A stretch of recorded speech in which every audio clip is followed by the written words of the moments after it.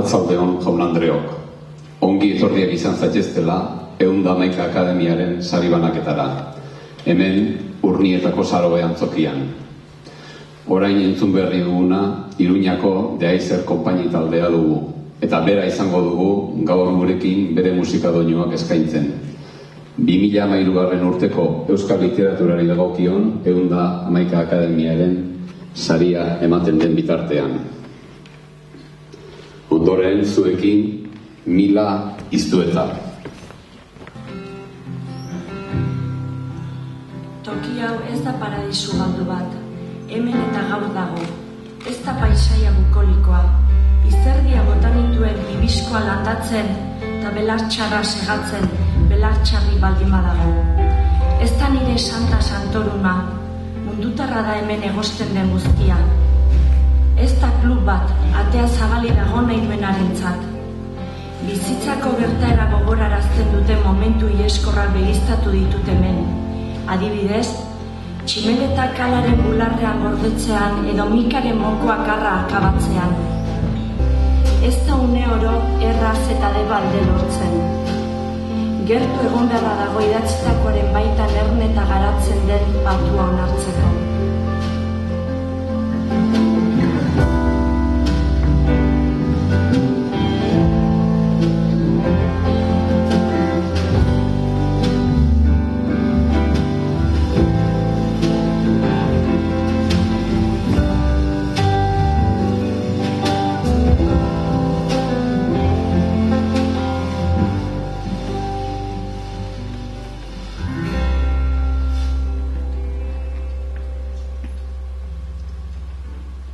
Zuekin Zigor Etxeburua, Gipuzkoako Foru Aldundiko Euskara zuzendaria.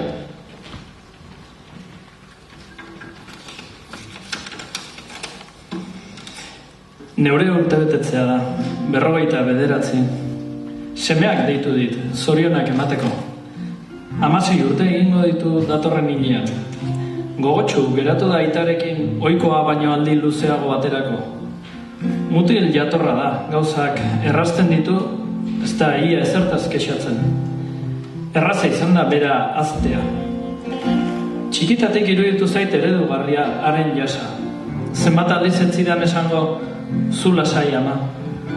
Ama onarena zatekeen ezerrez edo eskezkatu, nekatuta nago besteik ez, erantzutea. Galdetzen zidanean ea zer gertatzen zitzaidan. Hankak astuntzen zaizkizu, ez duzu lurrean etzatea besterik, umil, txakurra ugazabaren jipoia hartutakoan bezala. Badakizu hobe dela aurka ez egitea, den denean zabalduko zaizula muñetaraino, eta zeure izatearen eremu ezagun eta ez ezagunetan nahastuko dela, ore trinko eta antzekaitza osatu arte. Halako batean, zirkin egingo duzu, ozkerria sentitzean. Luzaro egon zara alfombran botata, nekez zutundu zara.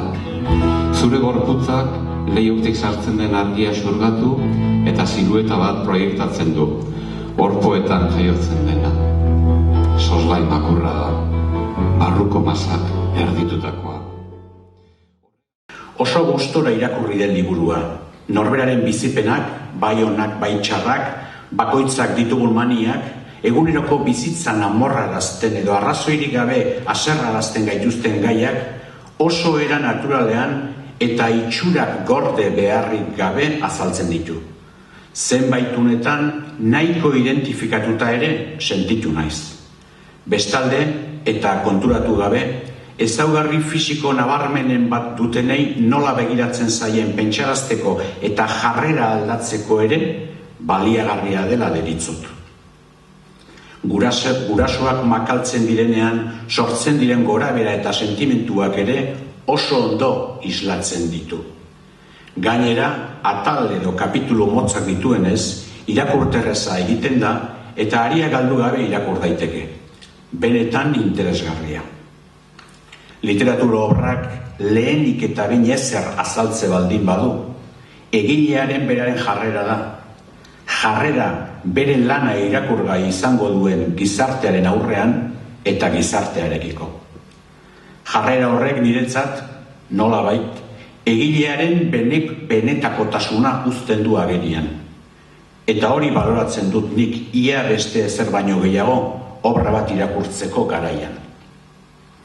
Ez dakit biluztasun benetakoa den edo egin batean fikzioz osatua. Berdin zait.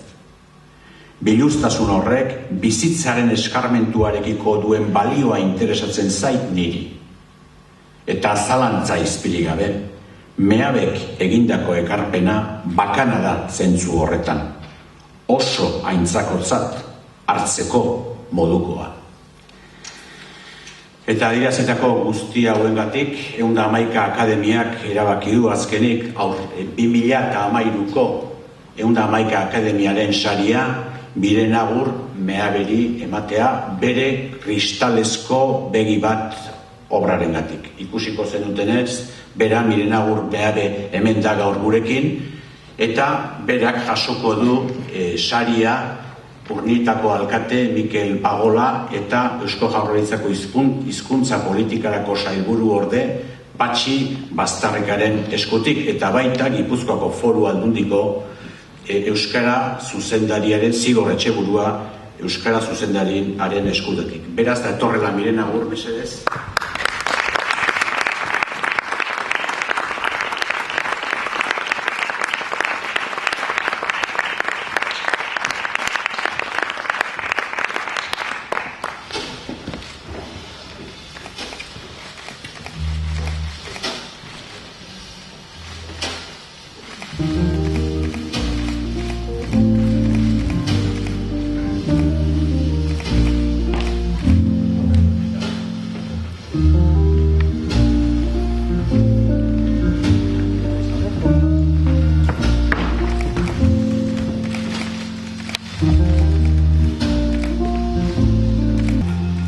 Arratsaldeon, eta 111.000 esker eta bat gehiago akademiari, Larramendi Kultur Baskunari eta etorritako guztioi.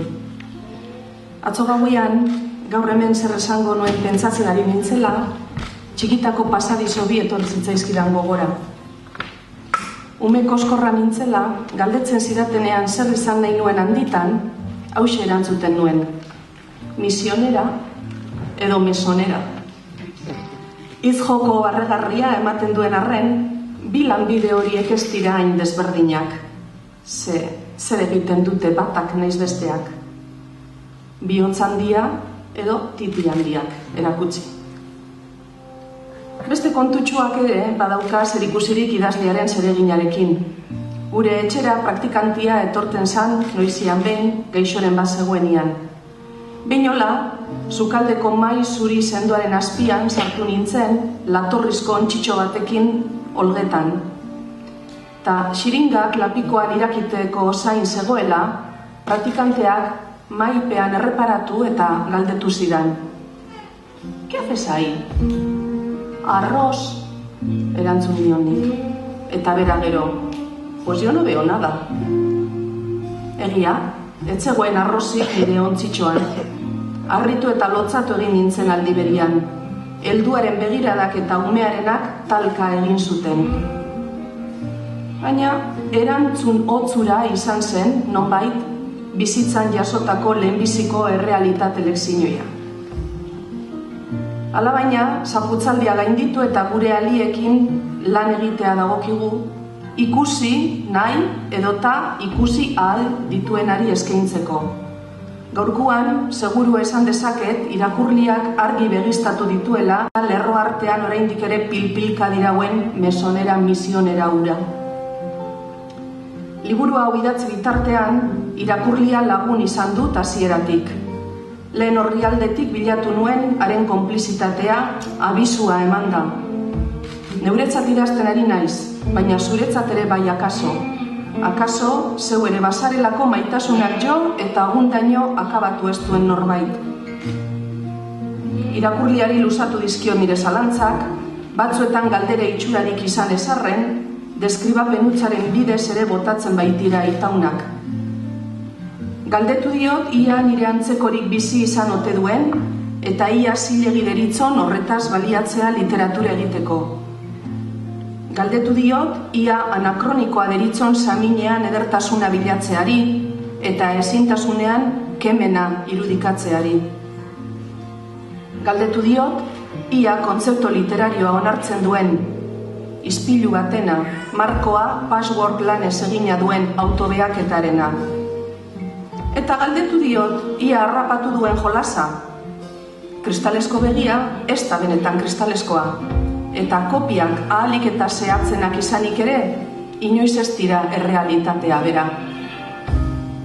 Eta irakurleak erantzun egiten zidan, luze edo labur, baietz, uzkur edo eskuzabal, batzuetan nor izengabea zelako, besteetan liburu komenigarriak eskuan jarri dizkidan adiskidea, bestean idazle oker bat, edo neure semea, Lekeitioko etxeko Andre bat, bulegoko kajoian novela gorde eta tarteka iruekurri duen idazkaria, aholkuak eman dizkidan editorea, kasetari onbera eta kasetari gogorragoa, kritikari errimea, edota ni neune izen irakurlea ere. Irakurleak nire buru barruan baietz esaten zidan, segitzeko, irakurketa sorkuntza ekintza etengabea dela, irakurleak berak osatu eta beraztuko duela testua. Gure artean eratuko den intimitateak ez duela koordenatu finkorik eta arriskatzeko, pasatzeko pospolua atzetik atzera. Orrialde batzuek urratu eta sendatu egiten dutelako biak batean. Bai idazten dituena, bai irakurtzen dituena. Eta liburu amaitu eta gero, irakurleak baiezkoa berretzirik. Horregatik, ez dago sari ederragorik hau baino. Penakek dioen bezala, irakurri aditzak gorroto dio imperatiboari. Beste aditz batzuek ere ezin dute jasan agintera. Adibidez, izan, maitatu, amets egin aditzek. Uste dut horretaz ere badi arduela liburuak. Horren bestez, kristalesko begi hau begiratu duten guztiei, eta une honetan zehazki baita hain zoragarri irakurri duzuen irakurleoi, 111.000 keinu eta bat gehiago. Mila esker, bihotz-bihotzez.